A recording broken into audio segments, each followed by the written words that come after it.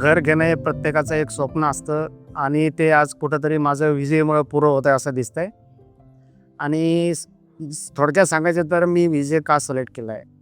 सर्वात महत्त्वाचं काय, विजेचं नाव, ब्रँड, क्वालिटी प्रत्येक गोष्ट अगोदरच आपल्याला कळते आणि नंतर आपण सगळं बघतो.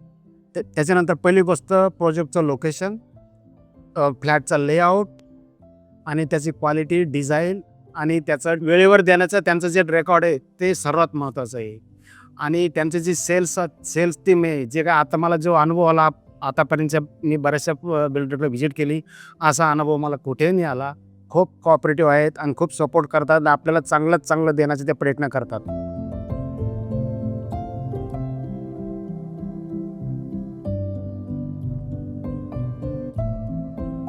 मी जेव्हा टोकन दिलं तेव्हापासूनच ती माझी उत्सुकता सुरू झाली का माझा कोणता, मला काय पाहिजे ते माझं क्लिअर होतं आणि मी त्यांना टीमला सांगितल्यामुळं त्यांनी त्यासाठी मला एफर्ट केले.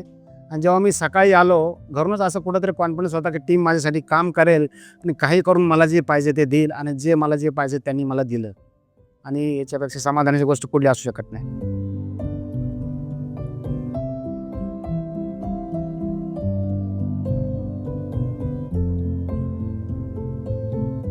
मी विजेचे बरेच प्रोजेक्ट बनवले. हा प्रोजेक्ट 100% वेगळा आहे.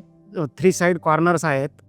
सगळीकडे व्हेंटिलेशनचा कोणालाही प्रॉब्लेम नाही. इव्हन कोणी कुठलाही फ्लॅट सिलेक्ट केला तर फार क्वचित भेटतंय, जे इथं आज अचीव्ह झालं मला वाटतं आहे ना.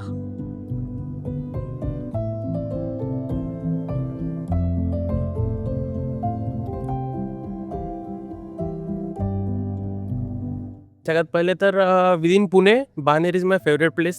बानेर लाईक स्टँडर्ड आहे. बानेर मला आवडतं.